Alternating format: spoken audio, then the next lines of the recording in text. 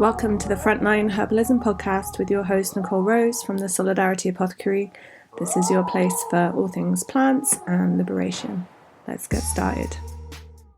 Hey everyone, thanks so much for tuning in. If this is the first time you're listening to the podcast, then I would definitely recommend listening to the previous ones where I introduce the Solidarity Apothecary and all the different things happening all over the world to do with Frontline Herbalism. So I'm currently in the middle of a series where I'm recording the chapters from the Prisoner's Herbal book as like an audio series. And it's a book that I wrote after doing a 3.5-year sentence when I was 21. And it's about using plants in prison based on my own experiences, but with a lot more kind of like well-researched, detailed information about particular plants that are very, very easy to find. And in this episode, I'm going to be introducing how to prepare plant medicines in prison and also a section on drying and storing plants. So I'll dive into that in a second. I just wanted to have a couple of announcements. So there is a new prisoner in Bristol. So if people don't know me, I live just outside of Bristol. Very long-term supporter of people in prison and people doing anti-repression work. And someone has just been sentenced to 5 years inside after the Kill the Bill demonstration in Bristol last March, which if people don't know, there was a huge demo in Bristol, huge amounts of police violence, like I think there was like 89 incidents recorded of people getting very badly attacked and put in hospital with all sorts of injuries and brain damage and things. A lot of police violence, and it kind of, they're framing it as a riot. Other people are framing it as self-defense.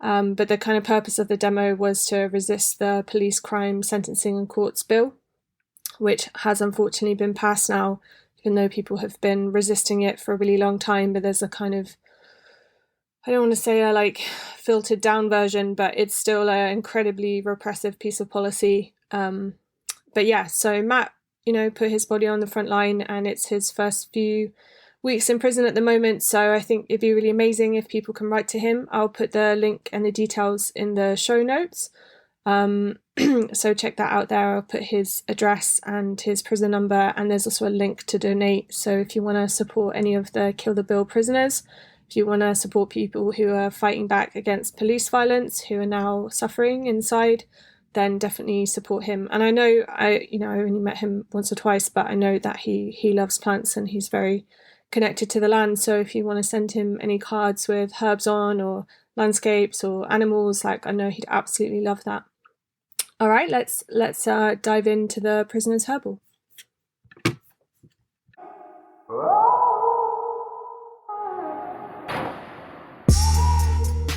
There are so many different ways to prepare plant medicines.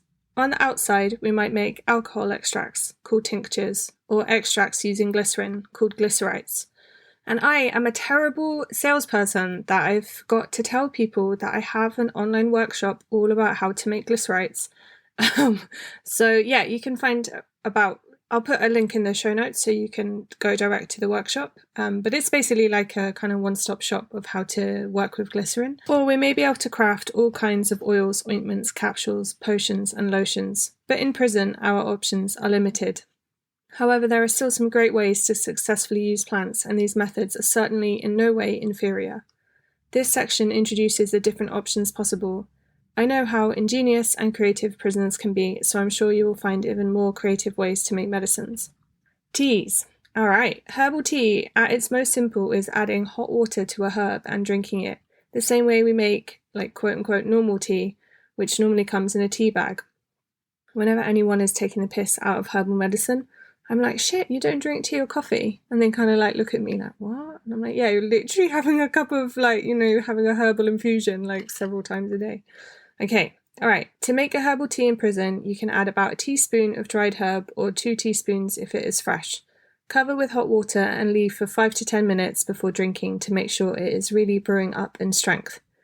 I'd also just really encourage you to experiment if you prefer things tasting less strong, etc. On the outside, people will use different things to mean you don't get bits of plant in your mouth while you sip. Some people use small coffee percolators or teapots. In prison, I would just use my spoon to either hold plants down at the bottom or to scoop them out before I drank the tea. If you're able to steal a bit of mesh from the kitchen, this could be helpful. Even a hat of the people that work in the servery can be used as a way to strain plants out. That sounds a bit weird, but those kind of like, they're like kind of like mesh, like hair caps. They're really amazing as kind of like a muslin, like a filter when you're, when you're in prison. Okay.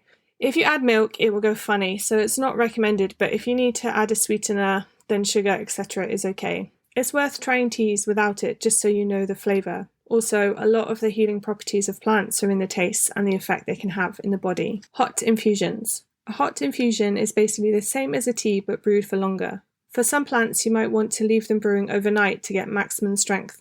If you do leave them overnight, then make sure you take out all the plant material the next morning. I've tried to indicate in the plant profiles which plants benefit from this kind of long infusion. If you're making a tea or an infusion with an aromatic plant, such as chamomile, then it's best to cover the container with some kind of lid so that the aromatic oils don't escape as much.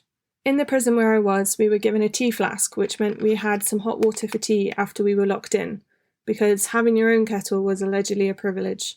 I used to add plants into my flask and fill it with hot water, then drink in the morning. These flasks are good because you can open the lid slightly and pour out the water without too much plant material getting out. You can then easily scoop out the plant and wash out the flask. Cold infusions. Some plants make more powerful medicine when covered with cold water rather than hot. This is mainly plants with large amounts of mucilage, aka healing slime, such as mallow, which is included in this book. It's generally best to let these cold infusions brew for as long as possible, ideally 12 hours if possible. Now, I'm going to be a controversial herbalist here, but I actually think it is better to use hot water with things like marshmallow powder, but for it to kind of be a bit like lukewarm, if that makes sense, like not like boiling hot, but also just, I don't know, if it's just cold water, there just isn't enough energy to kind of open up those plant cells. I've really made like thousands of cough syrups with marshmallow infusion, and that's just my experience. But yeah, I know I'm going to upset some herbalists saying that. I'd be interested to hear what people think. Okay, decoction. Decoction is basically where you add plant material to a pan with water and then simmer gently. This is good for at least 20 to 30 minutes ideally, but you would keep it going until the water had reduced to half. I know this option is probably not possible for the majority of prisoners, however some people are able to cook or access kitchens as part of activities within the prison, so you might be able to do this. Once it is boiled, you can strain and drink. It will store for 24 hours or longer in a fridge ideally, and then you can drink a cup or two through the course of a day. It's really hard to not like ad-lib with like, oh, this is really amazing for nettle. But yeah, I will go into that with all the different plant profiles. Right, a herbal vinegar.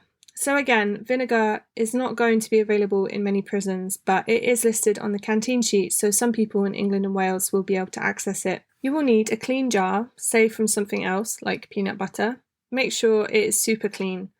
And I mean like clean. You don't want kind of like any kind of food in there to feed microorganisms. Stuff the jar as much as possible with the plants you want to make a herbal vinegar from. In this book, good ones include dandelions, nettles, and chickweed. Then pour over with vinegar. Make sure you pop any air bubbles, fill it right up to the top with vinegar and put the lid on. This needs to infuse for ideally 2 weeks. After this time, strain out, or if you have nothing to strain it with, pick out all the plant material. I know it's not possible to hide something in your room for that long, but do your best. Even in a few days, many of the minerals will have been extracted into the vinegar. Vinegar is an exceptional medium for extracting minerals. This then becomes a nutritious ingredient that you have which you can sprinkle on your food, or add a capful to some hot or cold water to drink. This is a fantastic way to have access to nutrition when you might not be able to access plants regularly. Check on it regularly as it is easy for mold to develop. Make sure you throw it away and start it again if it does. Just a side note, vinegar is really not great for people with a kind of small intestinal fungal overgrowth. When I was sick, everyone was obsessed with making me eat fermented food for my gut health, but actually I had a kind of yeast intolerance, and so it was the worst thing possible for my body. I'm gonna definitely do an episode about yeast intolerance at some point, probably next year at this point, but okay, eye bath. Now, be very careful with anything to do with your eyes. You need to be super hygienic and careful that you don't introduce any unwanted material to them. Some of the herbs listed in this book will have a great effect on the eyes in terms of reducing inflammation and irritation. You can brew these up as a tea, see above, and then make sure you leave it to cool. The best thing I found inside to use is one of those tiny plastic cups that they give out the medication in. You can fill one of these with some cold tea and basically put your eye over it and rapidly flutter your eyelids to effectively wash them out. Some people might tip it up with their eye inside, but I don't enjoy this as you can just get tea all over yourself, and I find the eye has a natural reaction to close to protect itself. Adding herbs to baths. Not all prisons will have baths by any means, but we were lucky where I was to have 2 showers and 1 bath between 55 of us on the wing. To add herbs into your bath, it's best to brew them up in a tea or infusion as described above and then simply tip them in the bath. This is easier after you have strained the herbs out so you have less cleaning up to do. You definitely don't want to make a mess or have herbal material left in your bath. In prison, because you will get a punch probably from someone. Okay. However, some people might like having herbs floating around in there. You'll just need to wipe them all out afterwards. You see all these people on Instagram with rose petals in their baths and they look really gorgeous, and I'm just like, oh mate, the cleaning afterwards, I'm just not into it. Foot baths. So the challenge here is finding a container big enough for your feet. Ideally, you'd want something the size of a washing up bowl. If you couldn't find anything that big, you might be able to just use a normal bowl and soak parts of your foot in it that need it. For example, if you had an infected toe. If you can get some kind of plastic container, then filling it with hot water, adding in plants, and letting it cool enough for your comfort is an amazing way to support with skin and other issues on the feet. Even better is to make a strong infusion beforehand and add it into the container. Poultices. At its absolute simplest, a poultice is plant material prepared and applied directly to the skin. There are different ways plants may need to be prepared depending on what plant is being used and what is being treated. A simple spit poultice is where you chew the plant material, such as plantain leaf, in your mouth, just biting it and adding some of your saliva in there, and then you place it over the affected area. The spit helps to activate some of the compounds in the plants. There is understanding that chewing up the plant also enables plant medicine to act internally or to trigger certain healing processes in the body. A more advanced method is to mix the herb with water for 2 minutes. This could be dried or fresh herb or a herbal powder. See the spices and condiments section about this. I'm going to do an episode of reading those sections out too. If it's possible to simmer the herb, that's amazing. But if not, just brewing for a couple of minutes will work fine too. You can then apply the wet, damp herb to the affected area. Depending on what you are treating, it can also be nice to mix the herbs with some kind of flour to make it more of a paste. Sometimes you might need to use a gauze in between the herbs and the direct skin. Please see the section on wound healing for more info about this. Compress. A compress is where you soak some material in a herb tea or infusion and then apply to the skin.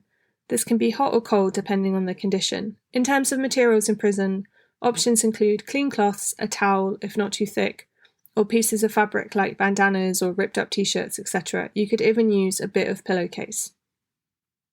Burning herbs. People have burnt herbs for thousands of years. This is often as part of spiritual rituals and to cleanse spaces, but it can also be for practical purposes such as trying to fumigate and prevent infectious diseases spreading within a space.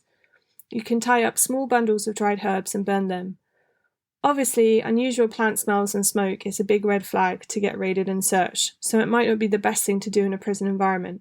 However, I would add a small bundle of dried yarrow to my altar and argue it was part of my religious practice because I'd registered as pagan. Spiritual traditions all over the world have burned herbs as part of ceremonies, cleansing and other spiritual practices, so you might be able to argue this so it is not taken away.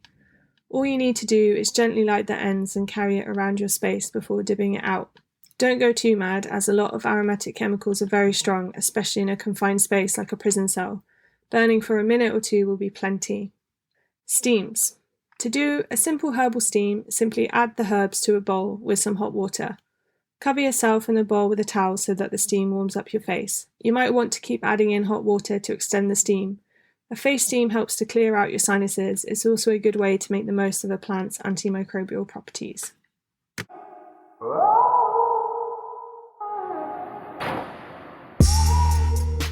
Alright, so this next section of the Prisoner's Herbal book is about drying and storing plants, and obviously this is in like a prison context.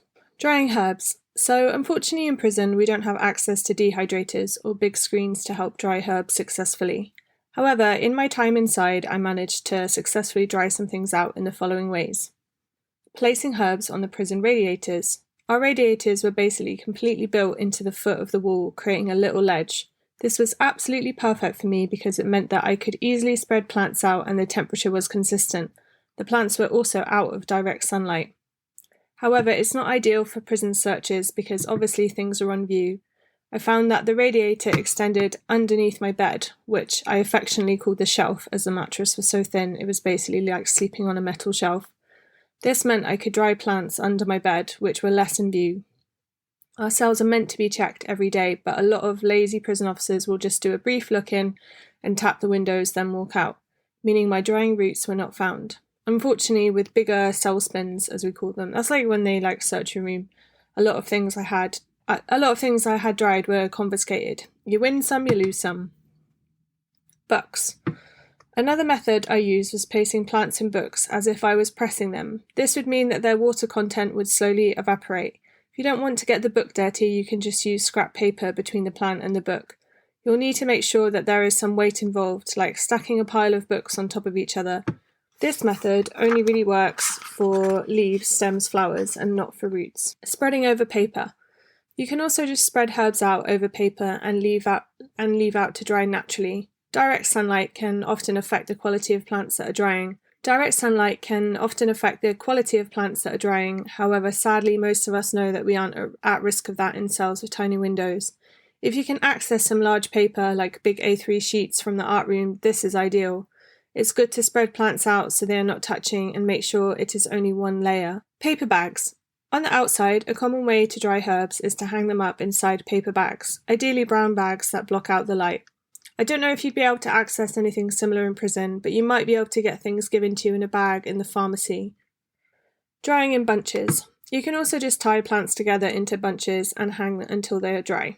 I didn't do this in prison because of the visible suspicion from officers, but if you had some screws that weren't a problem in this way, then it's probably an effective way to do it. Ideally, you would gather the herbs into a small bunch and tie the end with an elastic band, like a hairband. You would leave them up somewhere, not in direct sunlight if possible, until they are dry to the touch. If you are lucky to have a fan in your room, then directing it at the herbs will obviously speed things up too. I would not recommend drying anything in the microwave as it will destroy a lot of the medicinal compounds needed. If you have access to an oven, then you can potentially oven dry roots on a low heat. I think it's probably highly unlikely that someone in prison is able to do this, but worth mentioning just in case you can. To maximise your drying success, make sure that you are harvesting plants on a dry day, if possible. If a plant isn't likely to be sprayed by chemicals or be near fumes, etc., I would maybe not wash them, simply because getting them wet will make them so much harder to dry, especially if you've only got a small window of time to dry them out before a screw gets their eye on them. If you are drying roots, I would recommend cutting them into small thin bits that dry out more easily. You will know when something is dry because it will be quite crisp and it will break apart easily, especially if it's like a leaf or an above ground part. Roots will also feel dry, but you might not be able to break them up in the same way, but they will feel dry and firm to the touch. Storing dried herbs. If you manage to dry plants out, then storing them is the next challenge. I know prisoners are pretty good at this, so I'm not going to reveal all the secrets. In terms of containers, if it's possible to find them, glass jars are the best because they have good lids and they can keep the air out. So make sure you ask people on the wing for their spent peanut butter jars. I would also store my dried dandelion roots at the bottom of my cereal box, which wasn't often searched. Any container that can keep moisture out is what you want. Alright, so that's like the first two sections of the book. In the next episode, I'm going to be introducing the kind of plant profiles, like how they're laid out, and also talking a little bit about medicinal actions. And giving you some updates on some interesting projects. I'll hopefully be back from Poland and can fill you in about that. And then it's just like straight into a deep dive about the books in the Prisoner's Herbal, like Dandelion and Nettle and Mallow, and I'm really excited. Cool, thanks so much everyone. Thanks for supporting the show. Bye. Thanks so much for listening to the Frontline Herbalism podcast. You can find the transcript, the links, all the resources from the show at solidarityapothecary.org/podcast.